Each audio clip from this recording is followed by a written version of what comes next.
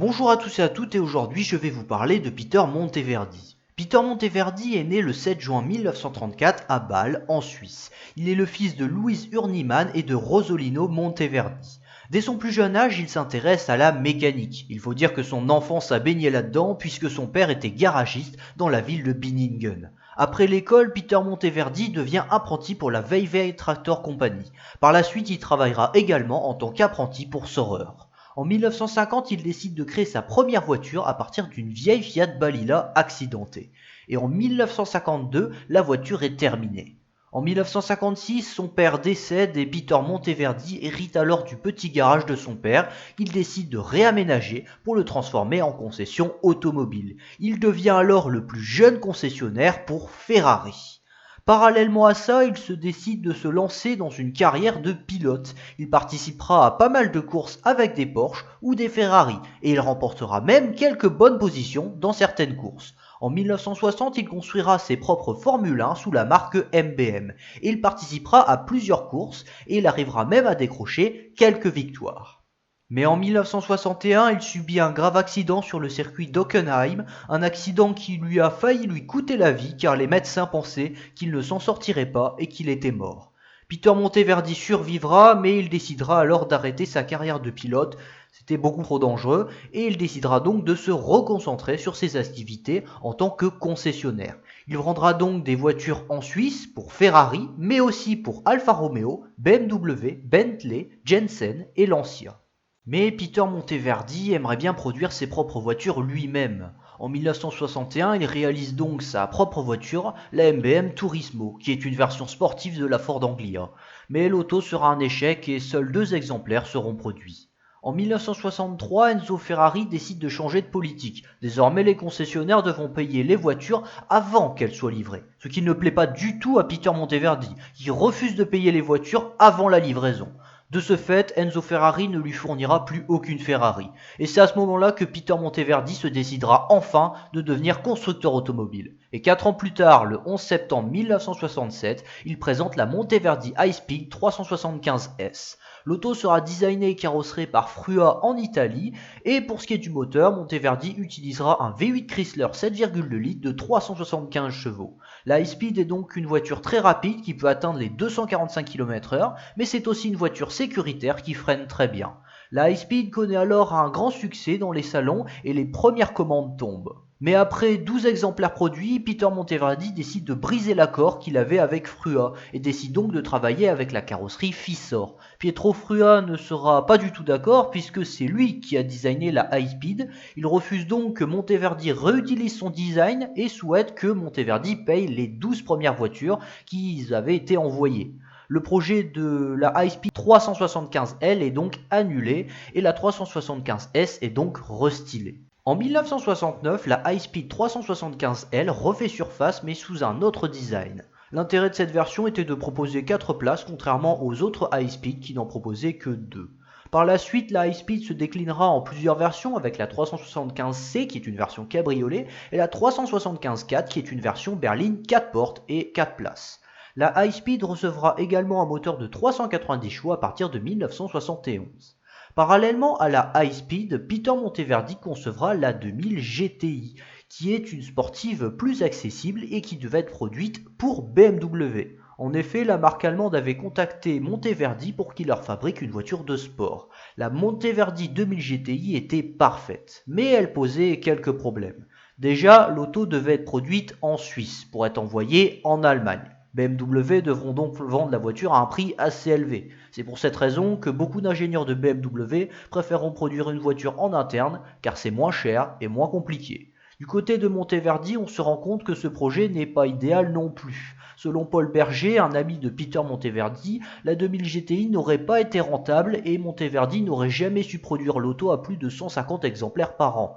Le projet sera donc rapidement abandonné et l'unique 2000 GTI sera revendu à un client. En 1970, Peter Monteverdi présente un nouveau modèle, la Monteverdi High 450 Supersport. Pourquoi High me diriez-vous? Eh bien parce que ça veut dire requin en allemand. Cette nouvelle voiture sera donc designée par Fissor et recevra un V8 Chrysler de 390 chevaux en position centrale arrière. La High 450 Super Sport était très rapide, elle pouvait atteindre facilement les 280 km/h.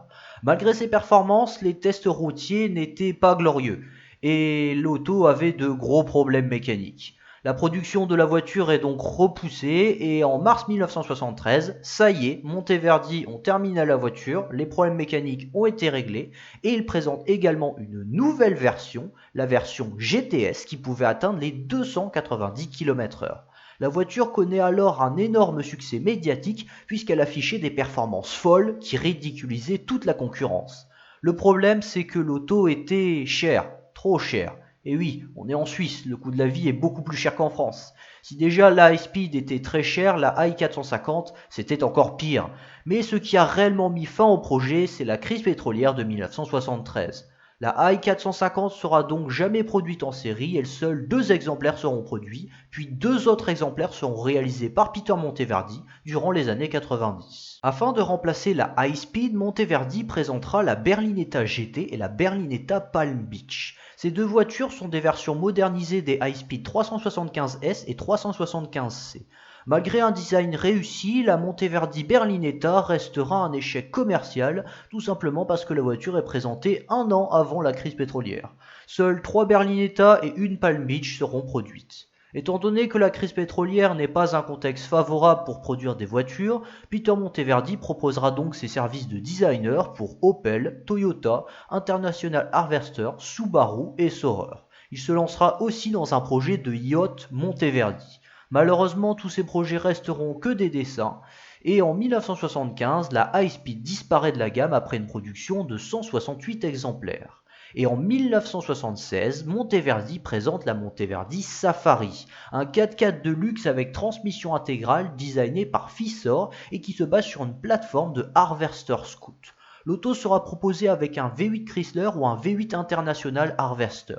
La puissance va de 152 à 305 chevaux. À l'intérieur, la Safari reçoit pas mal d'équipements, une direction assistée, une climatisation, un régulateur de vitesse et un verrouillage centralisé. L'auto recevra aussi pas mal d'options, des sièges en cuir, un crochet d'attelage, un treuil électrique, des grilles de phare, un toit ouvrant, un réfrigérateur et même une télévision. Beaucoup de gens affirment que Peter Monteverdi avait inventé le SUV et c'est vrai que le Safari s'apparente bien à un SUV, ou plutôt à l'ancêtre du SUV, car cette dénomination a été établie dans les années 2000. C'est donc difficile de relier un 4x4 des années 70 à une définition des années 2000. En tout cas, le Safari fonctionne super bien, puisque les usines Monteverdi tournent à plein régime, ce qui pousse Monteverdi à agrandir sa gamme vers le bas en présentant la Monteverdi Sahara, qui recevra un 6 cylindres Nissan de 82 chevaux, ou bien un V8 International Harvester de 165 chevaux. Durant l'année 1978, Peter Monteverdi designera également une montre Monteverdi.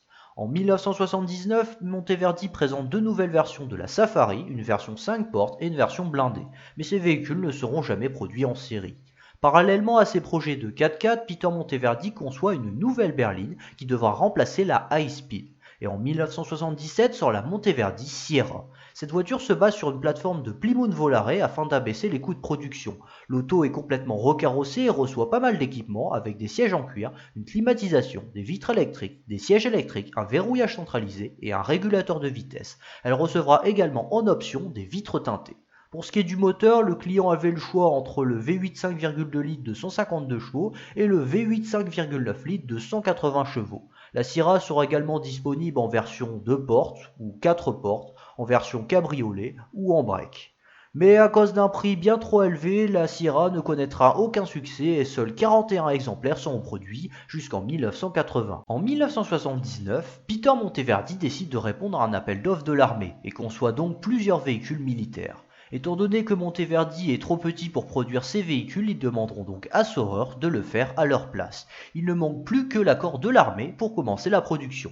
Et bonne nouvelle pour Monteverdi, l'armée accepte d'acheter ces véhicules. Peter Monteverdi recontacte donc Saurer, mais ces derniers refusent. Puisque entre-temps Mercedes avait racheté la marque et ils n'étaient pas du tout intéressés par ce projet. Monteverdi perd donc leur contrat avec l'armée suisse qui se rabattra sur des Stirpuch Pinzgauer. En 1980, Peter Monteverdi présente pas mal de projets en partenariat avec d'autres marques. 2 projets de Ford Monteverdi, un projet de Subaru Monteverdi, un projet de camion Saurer et un projet de Range Rover 4 portes. Malheureusement, Ford, Subaru et Saurer ne seront pas intéressés par ces projets. En revanche, Rover trouve que son idée de Range Rover 4 portes est super. Les Range Rover 4 portes seront donc produits dans les usines Monteverdi, ce qui permet à la marque suisse de se faire un peu d'argent avec un véhicule de grande production. Pourtant, l'accord entre les deux marques ne durera pas longtemps, puisque les capacités de production de Monteverdi n'étaient pas top. Sans oublier que produire une voiture en Suisse, ça coûte très cher, car il faut envoyer des Range Rover 2 portes en Suisse pour les convertir en Range Rover 4 portes dans les ateliers de Monteverdi, et après il faut les réenvoyer en Angleterre pour que Rover les vende. Par conséquent, Rover décideront donc de produire les Range Rover 4 portes dans leurs propres usines.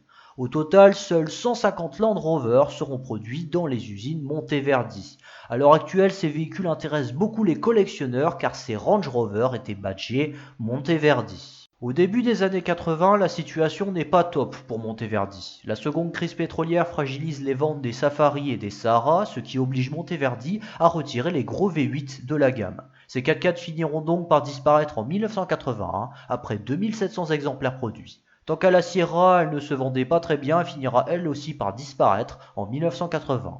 La seule solution est de renouveler la gamme en présentant de nouveaux modèles. Sauf que désormais, l'État suisse exige que tous les constructeurs respectent les nouvelles normes de sécurité et de crash test. Le problème, c'est que Monteverdi est une petite société et les crash tests, ça coûte très cher. Peter Monteverdi décidera donc de se baser sur une voiture déjà existante pour en créer une version améliorée. Monteverdi achètera donc des classes S qu'ils redesigneront complètement, en ajoutant une nouvelle face avant et des feux arrière de Peugeot 505. À l'intérieur, Monteverdi ajoute une télévision à l'arrière et une voix de synthèse en option. Le moteur lui ne change pas, c'est le V8 Mercedes d'origine. En 1982, la voiture est terminée et elle sera nommée Monteverdi Tiara. Mais l'auto ne sera pas très appréciée par le public car elle coûtait 2 fois plus cher qu'une Mercedes classe S et elle n'est pas mieux équipée qu'une classe S. Si on compare les deux véhicules, on a même l'impression que la Tiara paraît beaucoup plus vieille que la Mercedes classe S, alors que c'est l'inverse, c'est la classe S qui est plus vieille, mais elle a mieux vieilli. Au final, l'auto sera un énorme échec pour Monteverdi et seuls 3 exemplaires seront produits. En 1984, Peter Monteverdi décide de fermer sa marque qui n'a plus aucune perspective d'avenir. La carrosserie Fissor disparaîtra en même temps que Monteverdi puisque c'était leur dernier client. Après la fermeture de sa marque, Peter Monteverdi décidera de se reconvertir en tant que designer. Il travaillera tout d'abord avec Volvo afin de designer la Volvo 740. L'auto sera un grand succès commercial, ce qui lui permettra de gagner pas mal d'argent. En 1985, il décide de reconvertir son ancienne usine en musée afin d'exposer sa propre collection de voitures ainsi que quelques modèles de la marque Monteverdi. En 1990, il propose un design pour Porsche, mais ces derniers ne seront pas intéressés. Alors il décidera de se relancer dans la Formule 1 en s'associant avec Carl Wojtek pour acheter l'écurie Onyx Grand Prix.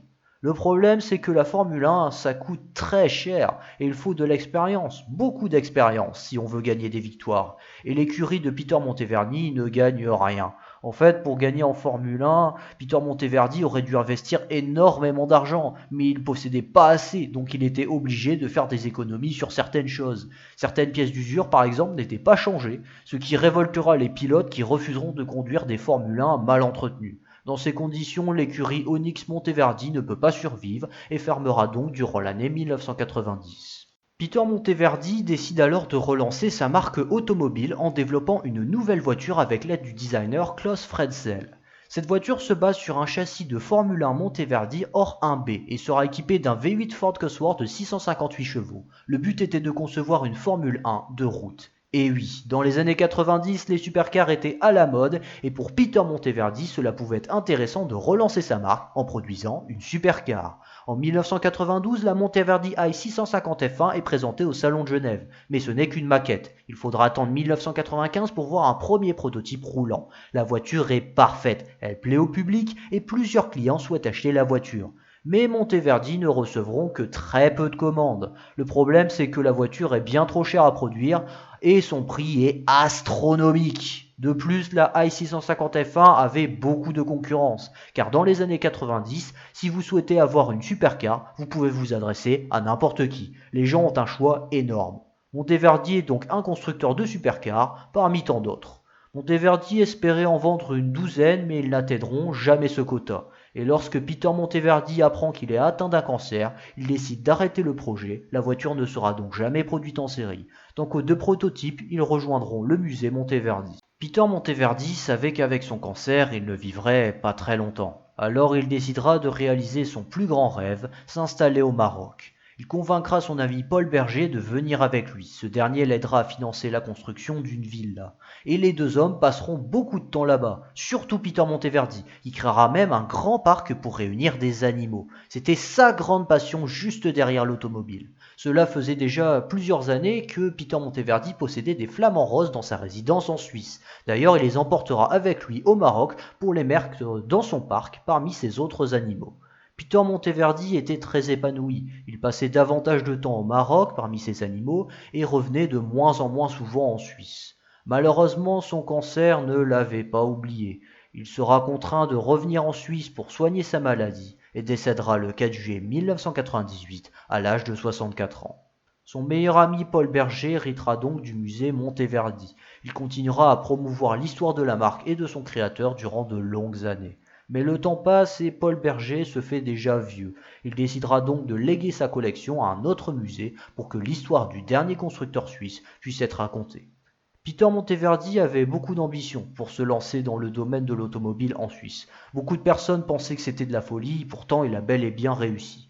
Si on devait le définir en termes de caractère, Peter Monteverdi était quelqu'un qui avait plutôt tendance à prendre des décisions seul. Il considérait ses collègues comme des partenaires, mais c'était toujours lui qui décidait. Merci beaucoup d'avoir vu la vidéo dans son intégralité. Alors comme d'habitude, n'hésitez pas à vous abonner, à mettre un like, à mettre aussi un commentaire si vous avez peut-être une anecdote sur Monteverdi. Sur ce, on se revoit dans quelques temps. Bye!